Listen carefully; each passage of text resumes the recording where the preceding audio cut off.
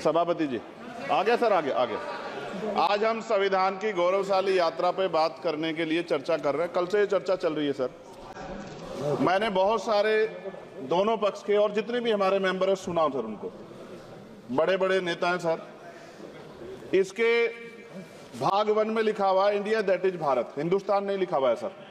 लेकिन सारे नेता संविधान पर चर्चा कर रहे हैं लेकिन हिंदुस्तान ही कहेंगे, भारत कहने की हिम्मत नहीं जुटा पा रहे।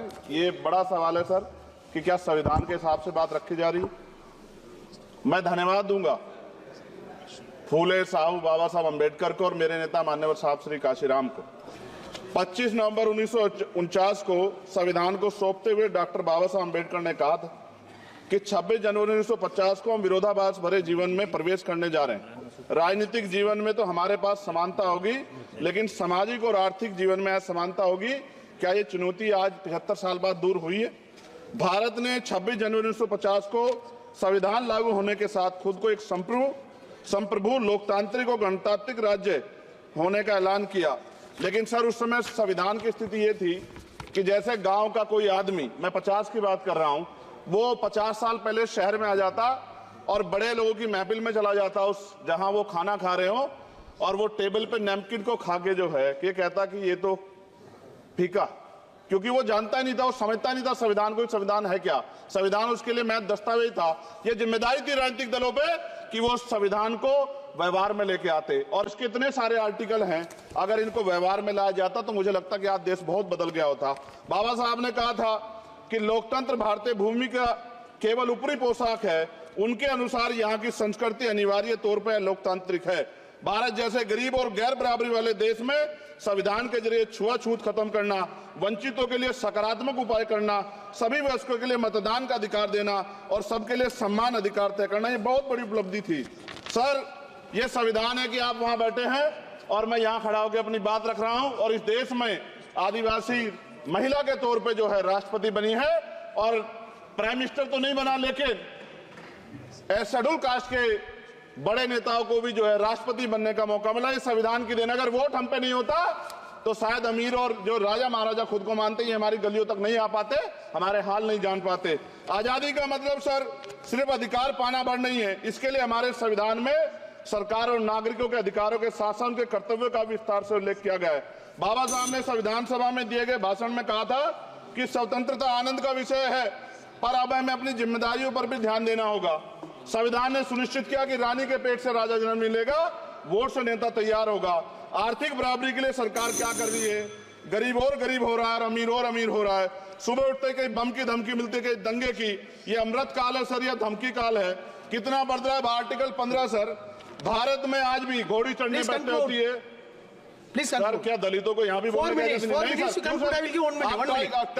अगर सबको 4 मिनट दे दो, ये भेदभाव नहीं चलेगा दलितों के साथ। Time is 4 minute, don't waste भाई सर, आप चेक करो, अगर सबको 4 मिनट दिए तो आप मना करो, मैं बंद कर देता हूँ उसको।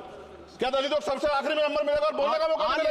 क्या मजाक कर रहे हैं सर आप? नो, ये all independent people are having only 4 minutes. You take sir, independent में अपनी पार्टी का मेंबर हूँ सर, और जीत के आया हूँ सर, किसी के दया में नहीं आया। Take 1 minute and finish sir. कल भी बोले एक दलीय पार्टी के लोग, आप मौका दो सर। मूछे रखने पर हत्या होती है, महिलाओं पे, छोटे मासूम बच्चों पर रेप हिंसा होती है। एनसीआरबी का डाटा देकर डर लगेगा। यही 1 किलोमीटर में संविधान को जलाया गया, और महाराष्ट्र के परभनी में अभी भी संविधान को नष्ट किया गया, उसकी कॉपी को। आर्टिकल 25-26 में संविधान में सभी को धार्मिक आजादी। कहाँ है दलितों की, मुसलमानों की, जैनों की, बौद्धों की, ईसाइयों की? छत्तीसगढ़ में सतनामी समाज को संविधान की अपनी धार्मिक आजादी के आधार पर जो है उनको अपमानित करके जेल में बंद कर दिया। संभल, अजमेर, अयोध्या सब इसका उदाहरण है। ये सरकार आलोचना डरती है। कितने लोग जेल में बंद है?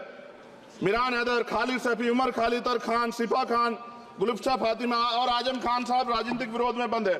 सरकार यहाँ बैठी है, सरकार सामाजिक न्याय की बात करती है। बताए कितने दलित मुख्यमंत्री बना रखे आपने? 13 ज्यादा सरकार स्टेट में सरकार है। कितनी महिला मुख्यमंत्री है? आपकी सरकार ने सुप्रीम कोर्ट के आदेश के बाद रिजर्वेशन प्रमोशन में जारी नहीं किया, और ओबीसी को पॉलिटिकल रिजर्वेशन आप देंगे नहीं देंगे, आप बताने का काम करें। मैं 75 साल की गौरव यात्रा में हम एक सभ्य समाज नहीं बना पाए, इसलिए जाति आधार पर SC ST OBC के बच्चों को प्राइमरी स्कूल से लेकर उच्च संस्थानों में भेदभाव किया जाता है। सरकार निरंकुश होगी, कोई बुलडोजर से कार्रवाई करता है। कल मंत्री जी ने कहा हमने राष्ट्रीय पिछड़ा वर्ग आयोग बनाया, 69 शिक्षक भर्ती में उसकी सिफारिशों को नहीं माना। ईडब्ल्यूएस के जरिए आपने संविधान पे, आरक्षण के प्रावधान पे हमला किया। 1 मिनट में खत्म कर रहा हूं सर। संविधान सर, न्यायपालिका में आर्टिकल 124 ये कहता है सर, ये अधिकार जो है, Sundar sir ji please conclude sir 1 minute में प्लीज संविधान में न्यायाधीशों की नियुक्ति का अधिकार राष्ट्रपति के द्वारा होना चाहिए, अभी तक नहीं हो रही है। All India judicial service commission कब बनेगा? क्या चंद परिवार ही सर जज बन सकते हैं? और आज हम सर, मैं सरकार से सवाल पूछना चाहता हूं सर, सेवाओं में SC ST OBC वर्ग का कितना प्रतिनिधित्व है? भारत सरकार के मंत्रालयों के अधीन पीएसयू में, बैंकों, बीमा कंपनियों में और स्वच्छता संस्थानों में आउटसोर्स तथा कॉन्ट्रैक्ट पर वर्तमान कार्यरत कर्मचारी कुल कितनी संख्या है? आउटसोर्स और कॉन्ट्रैक्ट में कार्यबल SC ST OBC कितना प्रतिशत है? निजी क्षेत्रों में कार्यरत कर्मचारी, उनके SC ST OBC की वर्ग लाभ। सर खत्म कर, लास्ट पॉइंट सर। सर मैं फिर स्पष्ट तौर पर कह रहा हूं सर, यहां बैठे SC और OBC के मेंबर से कह रहा हूं सर, उनको सामाजिक जिम्मेदारी का ध्यान भी रखना चाहिए। पार्टी के प्रति वफादारी के साथ साथ अपने वर्गों के प्रति ईमानदारी भी रखनी चाहिए। ईमानदारी नहीं होगी तो इन वर्गों का भला नहीं हो सकता, और हमें बहुत सरकारों से उम्मीद नहीं है। बहुत बहुत धन्यवाद सर। Thank you. बहुत बहुत धन्यवाद सर।